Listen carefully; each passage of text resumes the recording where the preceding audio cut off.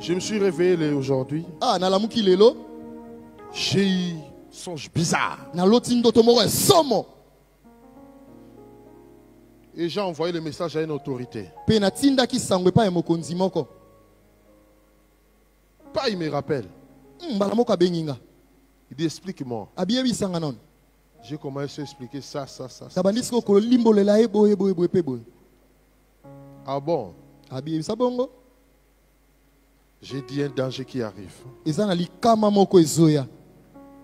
Mais tu dois faire beaucoup de sacrifices. Parce que c'est toi qui détiens la sécurité du pays. Voilà pourquoi Dieu m'a montré d'abord ton image à toi. Je me suis réveillé, j'ai dit mais c'est quoi ça? Ou ce sont des choses que je ne peux pas peut-être dire, peut-être plus tard. Mais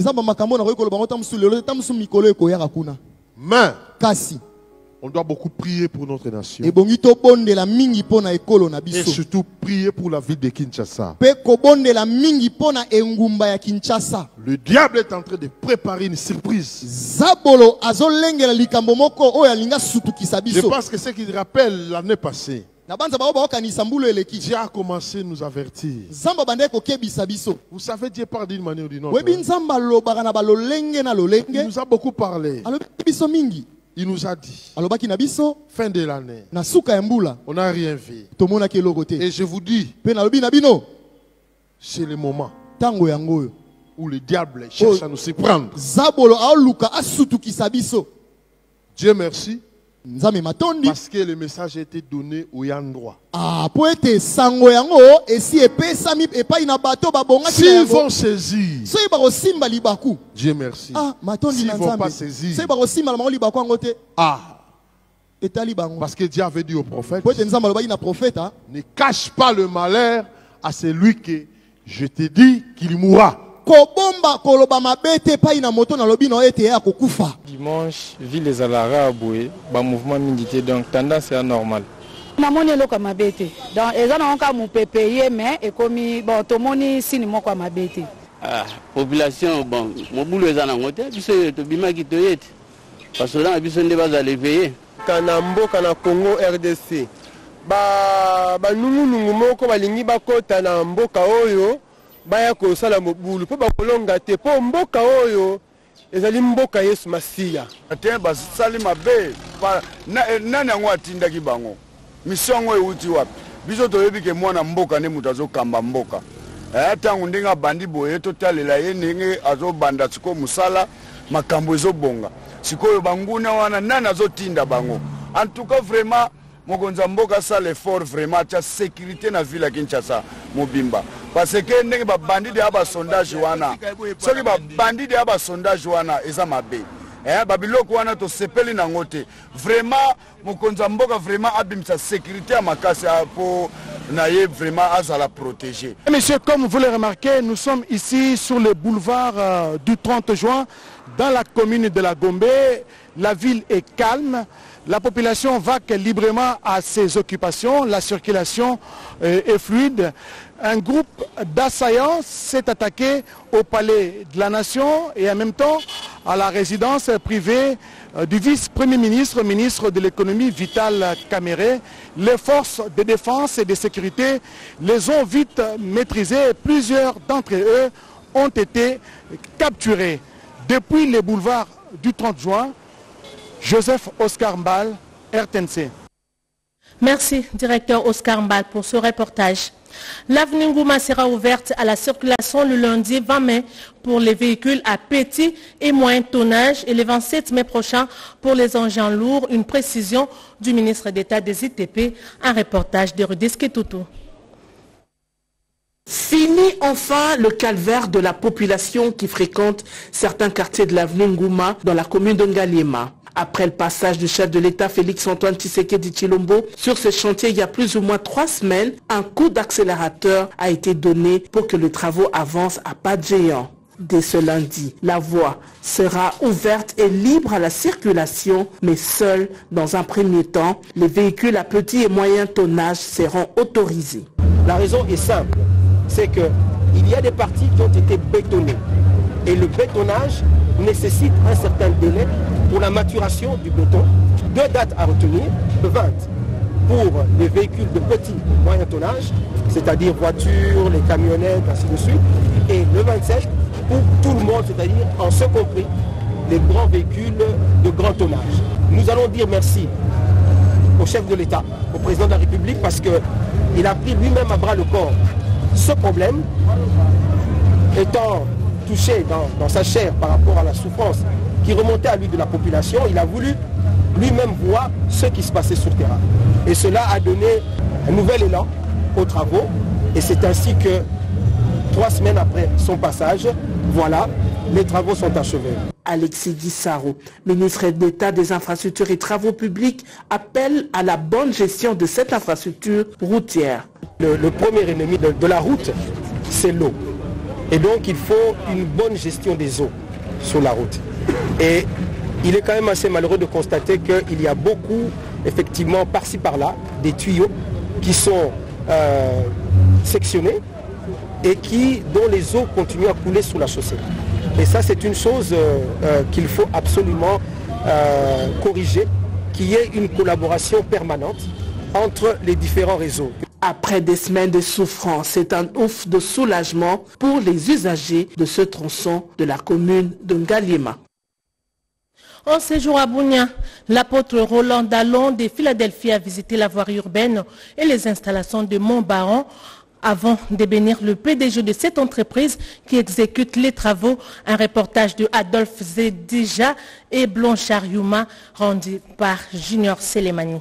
La modernisation de la voirie urbaine de la ville de Bunia par Mogabaon, l'une des entreprises congolaises et chrétiennes, fait étonner l'apôtre visionnaire Roland Dallon de l'église Philadelphie. Des Congolais qui portent les pays vraiment à cœur. Quand je vois Papa Élie, je pense à ce que la Bible mentionnait au sujet de Néhémie, qui bien qu'étant à Suse, il portait son pays à cœur en disant comment le pays où les sépulcres de mes ancêtres se trouvent peut être en mauvais état. Et ça, c'est vraiment ma première réaction. Parce que j'ai appris que ce qui se fait actuellement derrière et à côté était autrefois l'objet de l'importation d'un autre pays voisin. Et c'est cet homme qui a commencé avec les faibles commencements et qui a mis sa tête, son cœur, plus tard les moyens, pour que ce que nous sommes en train de vivre puisse prendre place. En mission d'évangélisation en ville de Bunia, chef-lieu de la province de l'Ituri, l'homme de Dieu a visité l'usine de fabrication et de production de bitume propre à l'entreprise qui a reçu ce lettre de noblesse.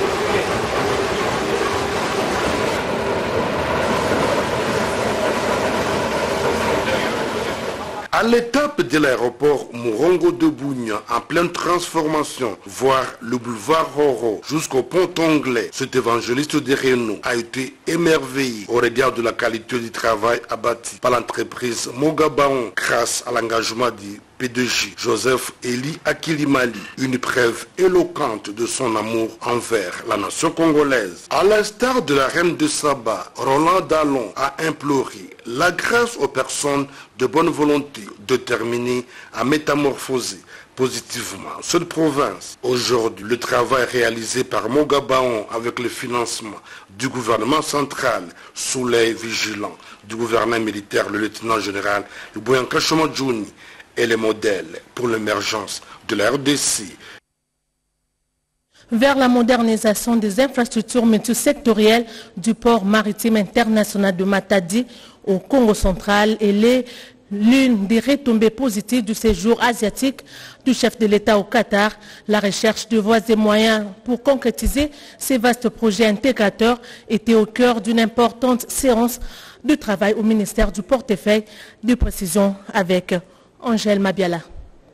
Matadi Corridor Terminaux à conteneurs se veut une entreprise qui puisse transformer le terminal du port maritime international de Matadi des Fontaines-Combles pour que ce soit un partenariat gagnant-gagnant entre le gouvernement de la République par le biais de l'ONATRA et le Qatar. Ce projet qui a été sous la table des discussions entre l'émir du Qatar et le président de la République, Félix-Antoine Tshilombo, constitue l'une des retombées positives du séjour asiatique du chef de l'État aux Émirats Arabes Unis. MCT, leader mondial dans le transport maritime avec une forte connaissance dans la gestion des terminaux portuaires, voudrait transposer son expérience de longue durée et partager ses connaissances aux usagers de ces grands pôles économiques de la ville portuaire de Matadi au Congo central. Ces groupes qui possèdent plus de 800 bateaux dans le monde et qui assurent le transport des milliers de conteneurs va permettre à la RDC d'être mieux connectée aux autres parties de la planète pour faire l'import et l'export. Ce projet estimé à près de 300 millions de dollars américains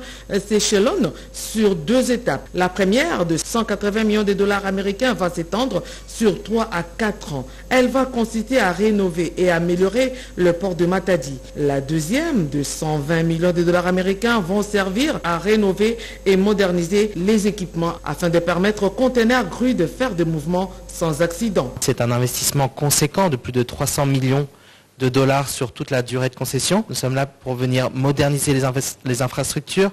Côté ONATRA, il y a 2 sortes de retombées. La redevance fixe qui s'est fait annuellement et la redevance variable. Elle marche en fonction du nombre de conteneurs. Nous sommes toujours à la recherche du développement intégral de notre pays. Et vous savez que les infrastructures de développement comme les ports, les chemins de fer, ça en font partie.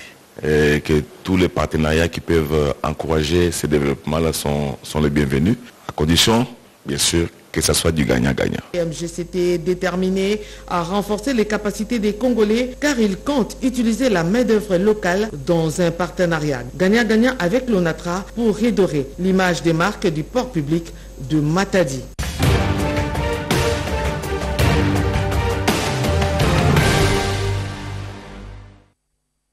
Le cardinal Fridolin Ambongo a été reçu au cours de la semaine par le président de la République, Félix-Antoine Tshisekedi Tshilombo. Il fait la lumière sur le malentendu de ces dernières déclarations véhiculées par les réseaux sociaux.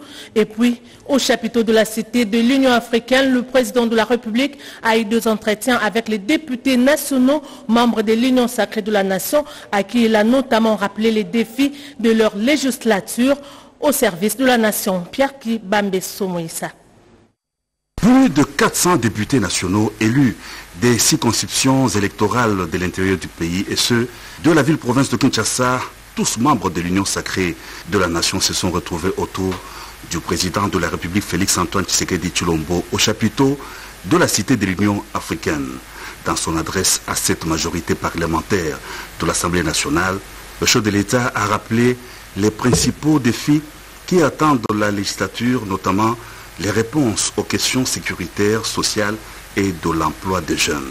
Le président de la République a par ailleurs fustigé les antivaleurs constatées au cours de précédentes législatures. Parlant du ticket présenté par le présidium de l'Union sacrée de la nation pour l'élection de membres du bureau définitif de la Chambre basse du Parlement, le chef de l'État a recommandé que la liste soit revue et corrigée en tenant compte de la représentativité de la Grande Orientale et celle significative de la femme. Dans le souci de donner des éclaircissements au sujet de ces déclarations sur la situation sécuritaire dans l'Est de la RDC, qu'il juge de malentendus, le cardinal Fridolin Ambongo, accompagné du chargé d'affaires à la nonciature apostolique, Monseigneur Andriy Yevchuk, a été reçu au cours de la semaine à la Cité de l'Union africaine par le président de la République Félix-Antoine Tshisekedi Tshilombo. L'archevêque de Kinshasa s'est dit satisfait de cette rencontre de près de 2 heures qui lui a permis de faire la lumière sur ce qu'il a appelé des turpitudes véhiculées par les réseaux sociaux. Il a exprimé sa gratitude au chef de l'État au sortir de l'entretien. Les soucis du président de la République et le bien du peuple congolais, il s'implique corps et âme pour que le pays retrouve sa sérénité et sa respectabilité sur la scène internationale. Notre souci est aussi le bien de ce même peuple. Nous sommes condamnés à travailler ensemble, main dans la main, pour le bien-être de notre pays qui est aujourd'hui en péril à cause de la voracité des pays voisins que nous connaissons, a déclaré le cardinal Ambongo à la Cité de l'Union africaine. Dr Koumba Ba, ministre conseillère et envoyé spécial du président de la Mauritanie, a été reçu à la Cité de l'Union africaine par le président de la République Félix Antoine Tshisekedi Tshilombo. Elle était porteuse d'un message du président mauritanien Mohamed Ould Ghazouani à son homologue de la RDC. La candidature de la Mauritanie à la tête du Centre africain de formation et de recherche administrative pour le développement, la coopération bilatérale entre Kinshasa et Nouakchott et la situation sécuritaire dans l'est de la RDC, autant de questions abordées au cours de leurs échanges.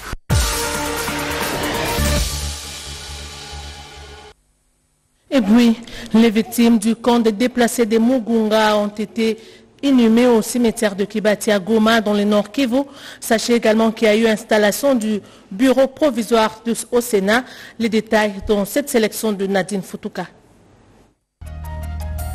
La nation tout entière a rendu hommage aux victimes du bombardement du camp des déplacés de Mugunga. Au terme des obsèques, ils reposent désormais au cimetière de Kibati. À Kinshasa, des victimes mais à moindre échelle ont été enregistrées à la suite de la chute d'une grande citerne de la minoterie du Congo sur une maison voisine. Bilan, un ouvrier de l'usine, un enfant de 6 ans et une femme avancée en âge. Le drame s'est passé sur l'avenue Tangou au quartier GB. Leur transfert à Kinshasa pour une prise en charge adéquate n'a pas épargné de la mort les bébés siamois venus du territoire de Bomongo dans la province de l'Équateur. Dans l'entretemps, le député national Jean-Marie Magobé vient de doter de son territoire d'un appareil d'imagerie pour remédier à ce genre de situations. La Chambre haute du Parlement dispose d'un bureau provisoire dont la charge de le présider revient au doyen d'entre les sénateurs en la personne de Pascal Kinduelo. C'était à l'occasion de l'ouverture de la session extraordinaire du Sénat. Du 7 mai, une cérémonie émouvante a eu lieu au mémorial dédié à l'armée en plein centre de la commune de la Gombe. En Ituri, le processus de pacification poursuit son chemin avec les actes d'engagement de cessation d'hostilité signés par le groupe armé. Conséquence, la circulation est devenue libre entre les populations Walendo, Tati et Bahema. Parlons toujours de l'Ituri. 53 malfrats et 7 éléments indisciplinés sont tombés dans les filets du service de sécurité. C'était sous les commandements du gouverneur militaire Johnny Luboya Kachama. Cette moisson est le fruit du démantèlement du réseau terroriste ADEF après les opérations de bouclage. La semaine qui vient de s'achever a enregistré aussi la tenue de travaux des experts miniers dans le cadre des journées scientifiques et techniques sur la valorisation et la récupération de métaux rares associés aux produits miniers. Des contacts, des échanges fructueux entre la délégation de la RDC conduite par le coordonnateur du Fonds social de la République et les firmes italiennes. C'était lors de la 41e édition de la foire sur les fruits et légumes qui s'est tenue à Rimini en Italie. Retour sur ce qu'a été cette réunion à travers ses commentaires d'Yvette Makoutima. La République démocratique du Congo vient de sceller des partenariats stratégiques avec des firmes italiennes du secteur agro-industriel et bien d'autres pays. Et ce, au terme de la foire agricole MacFruit 2024 qui vient de se tenir à Rimini en Italie. C'est le fruit du vaste programme de transformation de l'agriculture de la République démocratique du Congo, PTA-RDC, programme initié par le chef de l'État, Félix Antoine Tshisekedi Tshilombo, et mis en œuvre par le Fonds social de la République, organe opérationnel du programme de transformation de l'agriculture PTA. Le Fonds social de la République démocratique du Congo appuie et accompagne également un certain nombre de projets du secteur agricole et rural de la RDC, notamment le PEJAB. C'est pour cette raison que nous avons ici le coordinateur national du PEJAB qui est avec nous. Il y a d'autres délégations de la République démocratique du Congo qui sont également ici présentes dans cette foire, notamment la FEC, l'ANAPEX. Et voilà, c'est une opportunité pour nous de vendre le programme de transformation de l'agriculture et de construire des partenariats stratégiques avec différents partenaires en Italie et tout comme du monde qui sont venus ici à cette grande foire. Notre participation a été d'une grande importance parce que nous avons eu suffisamment de contacts qui peuvent être utiles pour les jeunes.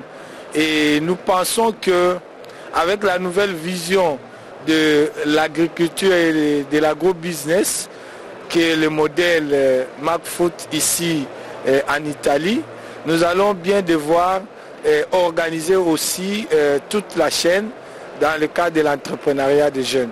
On peut dire aujourd'hui que la participation de la République démocratique du Congo à la foire agricole McFruit 2024 aura été bénéfique en ce que des opportunités d'affaires sont bien identifiées pour la réussite du programme de transformation de l'agriculture PTA.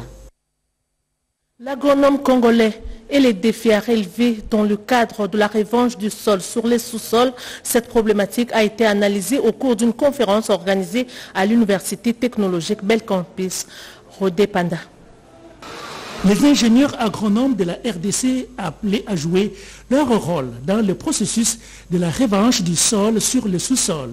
Ceci ressort de la conférence organisée ce samedi à Kinshasa par l'Association des ingénieurs agronomes du Congo en partenariat avec la Faculté des sciences agronomiques de l'Université technique Belcampus. Le thème principal de cette matinée de réflexion était l'ordre des ingénieurs agronomes du Congo et les défis de la relance agricole à RDC. Le chef de l'État a déjà fait un grand pas, puisqu'il a promulgué la loi, qui donne maintenant à l'agronome le pouvoir d'organiser sa profession pour répondre aux besoins et dire à l'État ce qu'il doit faire pour que la relance du secteur agricole soit réellement concrète. Selon le président du conseil d'administration de l'Université Belcampus, Léopold Bossekota, la promotion de l'agriculture nécessite l'accroissement du partenariat public-privé.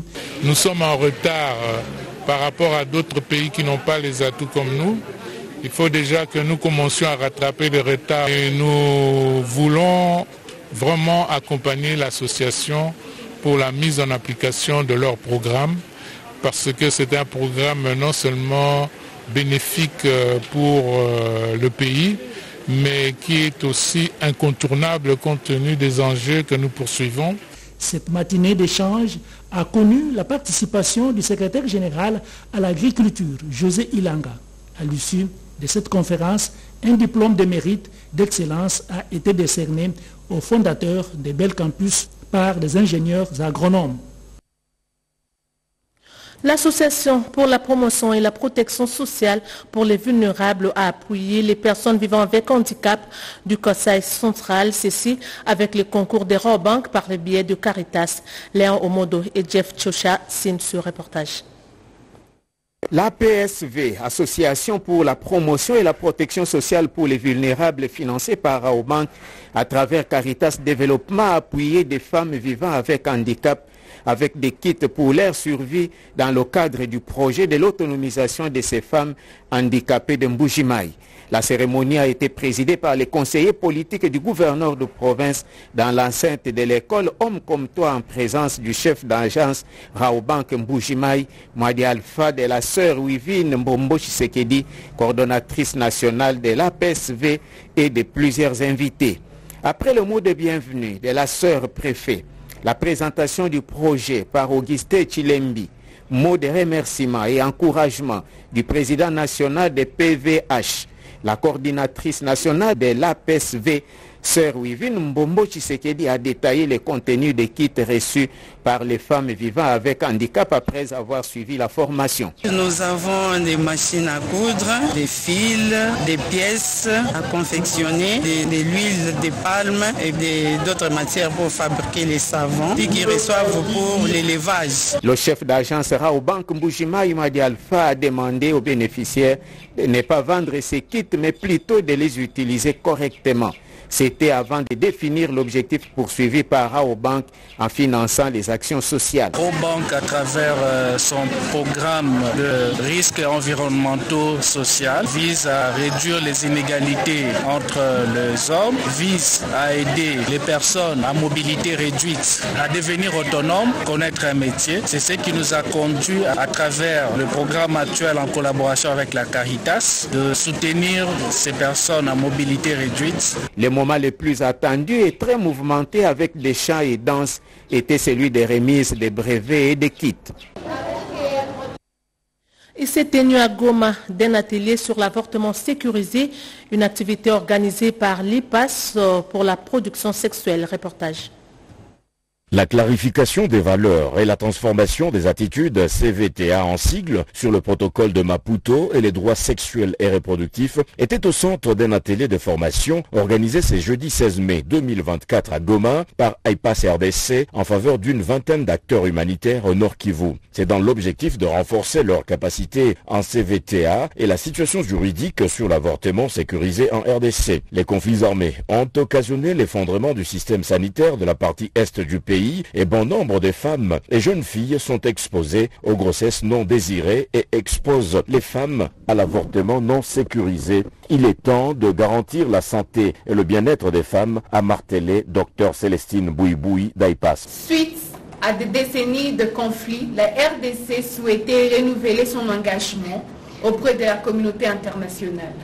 Dans cette optique, elle s'est efforcée de démontrer son adhésion aux normes internationales et d'atteindre ses objectifs de développement. Le chef de division provinciale de la jeunesse en province, Guy Kibirandole, a salué la tenue de ces assises car les participants ont eu à maîtriser de nouvelles notions sur l'avortement sécurisé. Je voudrais vous rassurer de la disponibilité des IPAS pour toutes les questions qui vous dépassent sur le terrain pour la prise en charge de ces personnes. Le problématique de la surmortalité maternelle préoccupe de manière prioritaire toute la communauté, a ajouté Dr Marie-Grace, chargée de la maternité à moindre risque à la division provinciale de la santé du Nord-Kivu. Validation des mandats des 6 députés provinciaux proclamés par la Cour d'appel comme membres effectifs de l'Assemblée provinciale de l'Ituri. C'était au cours d'une séance plénière qui s'est déroulée le samedi 18 mai 2024. Willy Singoma, reportage. Proclame députés provinciaux de la province de l'Ituri à titre définitif les personnes ci-après. Après la proclamation définitive et la notification des députés provinciaux de l'Ituri par la Cour d'appel de l'Ituri, les mandats des 6 nouveaux élus ont été validés le samedi 18 mai 2024 lors d'une séance plénière publique présidée par le vice-président faisant office du président de l'organe délibérant, l'honorable Masumbuko Adabalui. Conformément au règlement intérieur de l'Assemblée provinciale de l'Ituri, une commission spéciale et temporaire de vérification des pouvoirs et validation des mandats a été mise sur pied le jeudi 16 mars dernier. Cette dernière a présenté à la plénière son rapport qui a d'abord été reçu puis adopté, ce qui a permis la validation des mandats de ces nouveaux élus. La Cour d'appel de l'Ituri a rendu son arrêt RCE 045 qui donne de manière définitive les élus provinciaux de l'Ituri. Parce que jusqu'en cette date, les députés qui siégeaient à l'hémicycle avaient cette qualité de manière provisoire. C'est depuis le 14 mai qu'on a su qui est définitivement député provincial, ce qui fait qu'il y a les élections sénatoriales qui sont prévues pour le vendredi 24. Ainsi, l'Assemblée provinciale de l'Ituri compte désormais 47 députés confirmés par la Cour d'appel et qui éliront les 4 sénateurs le 24 mai prochain. Bouclons ce journal par ce communiqué de presse. La Régie des eaux SA, direction régionale de Kinshasa-Ouest, informe ses abonnés de la partie sud-ouest que son usine de traitement d'eau potable de Lukaya est en arrêt depuis le samedi 18 mai 2024 suite à une fuite survenue sur la conduite DN600 au niveau de Petit Panier sur la route Kimwenza. Par conséquent, une interruption est observée dans la fourniture d'eau potable dans les quartiers et communes ci-après. Kimbondo, Sebo, Cité Pumbu, Cité Mama Mobutu, Cité Verte, Dumez, Matadi Mayo, Matadi Kibala, Kambadi Adingi, Masangambila, Monkole, Mongafula, Commune et Ngafani. La Régie des eaux SA prie les abonnés concernés de bien vouloir l'excuser pour ces désagréments indépendamment de sa bonne volonté. Elle les rassure du rétablissement de la desserte dès la fin des travaux. Fait à Kinshasa le 19 mai 2024, le directeur régional de Kinshasa Ouest, ingénieur Raymond Matundu Mpaka. Fin de ce journal de Fifi Mukundi et Yolande Voka. Merci à l'équipe technique. Merci également à vous de rester avec nous.